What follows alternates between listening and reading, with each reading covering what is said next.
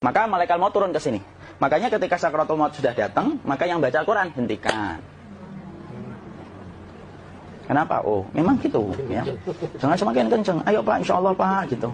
Al-Baqarah Pak, Al-Baqarah Pak. Al-Kahfi, Al-Kahfi. Enggak lah. Yang baca Quran berhenti dulu. Kemudian digantikan dengan kita mentalkin. Antum agak ke sana dikit. Masya Allah ya. Orang yang meninggalnya kooperatif ini. maka agak ke sini ya. Maka disunahkan kita untuk mentalkinnya. Nanti ketika mentalkin jangan terlalu sering, jangan terlalu membebani. Jangan terlalu sering itu la ilaha illallah, la ilaha illallah. Enggak gitulah. Berat nanti dia ngerasakan. Di situ Imam Qurtubi juga menyampaikan, jangan terlalu sering karena itu memberatkan dadanya. Jadi ketika mentalkin, saya sampaikan, boleh diganti atau enggak Ustaz? Enggak lah, talkin itu ibadah. Ibadah itu tauqifiyah. Tauqifiyah itu enggak usah diganti. Karena Rasulullah mengatakan, lakinu ala mautakum la ilaha illallah. Talkin orang yang meninggal di antara kalian dengan la ilaha illallah. Enggak usah diganti Allah Ustaz yang lebih singkat, lebih pendek. Enggak usah. Subhanallah Ustaz, enggak usah. Kenapa? Karena talqin sudah ditetapkan ucapannya oleh Nabi, begitulah kita mencontohnya. Jadi tidak usah diganti. Cara mentalkin, jadi kalau keadaan sudah tenang, tolong kalau sudah sakaratul maut jangan ditinggalkan. Karena sesungguhnya pertempuran setan itu pada detik-detik kematian semacam ini. Dan betul-betul berusaha untuk menjadikan dia murtad.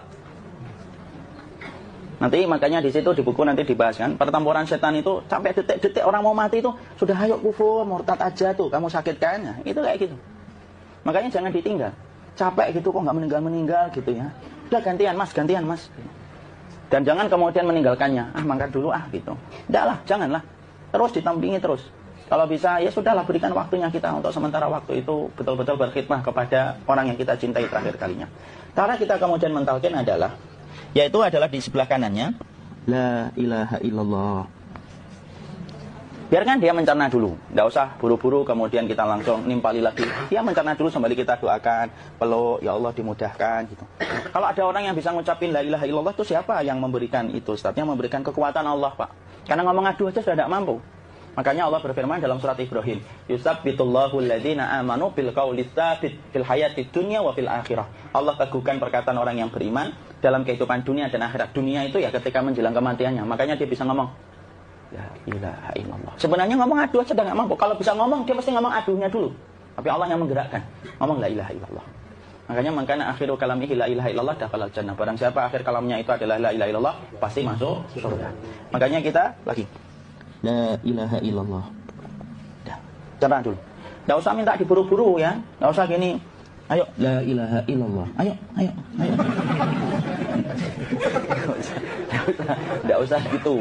Ya, biarkan dia pelan-pelan gitu. Ayo tapak, ya Allah capek saya Pak. Enggak usah.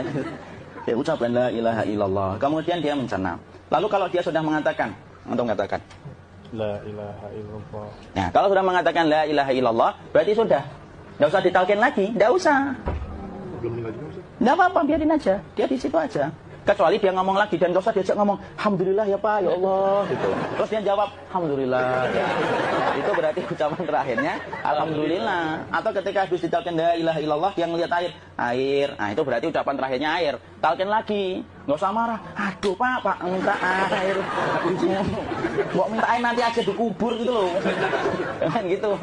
Biarin aja, jangan kemudian setelah la ilaha illallah la ilaha illallah. Terus, ayo tutup awas ya ngomong lagi ya. Nggak usah gitu juga. Maka kemudian setelah la ilaha illallah sudah, nggak usah diajak ngomong gitu. Terus kemudian nggak usah ada anaknya perempuan, ya Allah Pak, sudah bisa ngomong la ilaha illallah gitu. Cukup dalam hati alhamdulillah gitu. Diam kita dengerin gitu. Disitulah nanti biasanya detik dia terakhir. Dia nanti ngeliat di sini Pak, prosesnya itu nanti kaki langsung sebagian jempol dingin dia. Kaki, telapak kakinya langsung kalau kita ginikan dingin kayak kaki yang kena AC langsung. Kemudian dia langsung ngingkup gini, dikit dia, mulai kaku dia.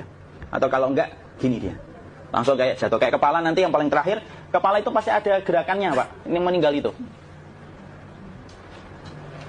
Pasti gitu. Karena apa? Sudah tidak ada beban ruh yang menahannya. Ya, cabut ya, set pelan, maka kemudian malaikat itu. Tapi tetap sakit lah, walaupun dikatakan ringan, tetap sakit. Maka kemudian sakit gitu, ngelewatin sini. Jantung kemudian sudah tidak berfungsi. Kemudian ginjal Pak, ngelewatin ginjal tidak berfungsi. Bapak bayangkan kan, kalau yang pernah sakit batu ginjal Pak, sepakat nggak kalau kita batu ginjal itu sakitnya luar biasa Pak? Itu baru titik batu kecil di ginjal. Kita bisa bayangkan tiba-tiba ginjal tidak berfungsi. Sakitnya kayak apa, Pak? Tiba-tiba ginjal nggak berfungsi, pankreas naik, kemudian tek jantung. Jantung ini dia masih hidup dia, di sininya masih hidup walaupun jantungnya sudah berhenti. Naik, kemudian mata dia ngelewatin mata. Organ tubuh yang paling setia sama ruh itu mata. Maka kemudian mata dia ngelihat dia, ngelihat set keluarnya, set naik dia. Nah, dilihat ini sama dia. Makanya Rasulullah mengatakan innar ruha idza qubida tabi'ahul basar. Ruh itu kalau dicabut, mata itu ngikutin kemana perjalanan ruh itu. Makanya ada yang meninggalnya gini. Ya itu bukan tanda su'ul khatimah. Itu tanda fitrahnya mata ngikutin ruh. Atau kemudian bukanya sedikit. Ada yang kayak senyum, Pak. Ada yang kesini keringetan. Nah, itu tanda husnul khatimah. Ada yang senyum. Jadi sakitnya setelah selesai itu plong gitu. Makanya kemudian ada yang tersenyum. Maka itu tanda. Kalau kita ngelihat orang yang membuka mata kayak gini, tidak usah takut. Cepat-cepat kemudian kita nanti tutup. Biasanya kalau terlalu lama, itulah yang menjadikan ini tidak bisa ditutup. Makanya harus pakai kapas akhirnya. Karena apa? Karena pas meninggal nggak langsung ditutup. Biasanya karena perawat takut, dokternya juga nggak tahu itu, dibiarin itu. Makanya ada beberapa mata yang ditutup pakai tensoplas kan? Sebenarnya kalau langsung bisa nutup dia, fitrahnya nutup mata itu. Jadi kemudian kita baca Allahumma firlahu warhamhu wa'afihi wa'fu anhu atau bismillah wassalatu wassalamu ala rasulillah, tutup. Bismillah. Tidak usah takut. Kecuali buka lagi ya, ini baru kita kabur. Kalau buka lagi Pak, insyaallah Pak, ya Allah ya kita kabur bareng-bareng Pak. Diusap Pak, diusap ini. Enggak disenggol gini enggak. Diginikan, sudah meninggal dunia. Tangan boleh begini, boleh diluruskan, enggak ada ketentuannya. Boleh gini, boleh kemudian lurus. Enggak usah disalahin kalau ada yang lurus. Lu itu tangannya gimana sih? Posisikan kayak sholat. Enggak ada perintah kayak gitu. Jadi kemudian dikondisikan saja terus, maka kemudian dipijit-pijit, akiknya dikeluarin, kemudian jamnya dilepas, gigi palsunya dilepas kalau ada, ya. Kemudian apa setelah itu? Coba buku. Kemudian kalau bisa awal-awal, kemudian taruh buku atau sesuatu yang agak berat di perutnya ketika baru meninggal dunia. Kenapa kemudian ditaruh kayak gini? Bukan apa-apa, supaya membantu sisa-sisa pencernaan dia untuk keluar. Nanti Pak, biasanya kalau kita taruh agak yang berat gini, atau kemudian kita gini-gini kan. Ini udah makan belum, Afi? Udah makan belum makan, kok udah gede ya? Maka pencet-pencet kayak gini, biasanya nanti ketika dimandikan, nah pas dimandikan diginikan saja. Nah ini dia sudah keluar di belakang, dia gini. Terus nanti keluar dia. Nah ini keluar langsung di belakangnya. Dan memperlakukan orang kalau sudah meninggal dunia itu yang lembut gitu. Kenapa? Inna kasra adamil mayyiti kakasri adamil hayyi. Mematahkan tulangnya ketika orang sudah meninggal dunia itu lebih dia rasakan sakit ketika mati daripada ketika masih hidup. Tuh, Islam itu sampai sama orang mukmin itu kalau sudah meninggal aja sampai selembut itu. Kok hidup kasar itu kebangetan dia jadi orang itu.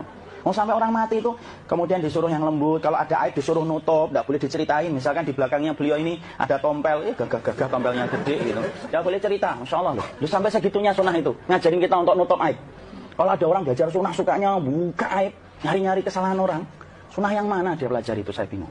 Makanya kemudian gini, setelah selesai, maka kemudian tutup dengan kain. Maaf ya, Kia. Ya, nanti kalau nggak kuat napas ngomong ya.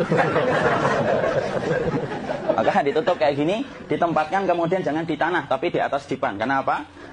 Syekh Abu Malik Kamal Said Salim dalam Sahih Fiqh Sunnah menyampaikan supaya tidak cepat busuk. Dia taruh di atas, kemudian ditutup pakai kain apa saja. Ya, sembari nanti kita mempersiapkan tempat mandinya, tempat kafannya dan yang lain sebagainya. Maka kemudian kalau ada yang datang boleh dibuka. Kemudian kita mencium ininya apa?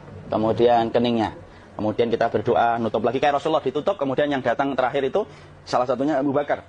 Dibuka kemudian beliau, ya Allah ya Rasulullah, engkau adalah orang yang percaya hidup dan matimu. Dan tidak mungkin Allah itu mematikan engkau 2 kali ya Rasulullah. Maka kemudian ditutup kembali, saat itu para sahabat dalam keadaan mendung semuanya. Maka disitulah kita lakukan kayak gini. Ditutup gini saat ya. Kasihan tidak bisa napas, insya Allah tidak butuh napas lagi. Jadi kemudian kita semacam ini, kita persiapkan apa yang bisa kita lakukan. Nah itulah proses kematian dari sakit, sakaratul maut sampai kematian.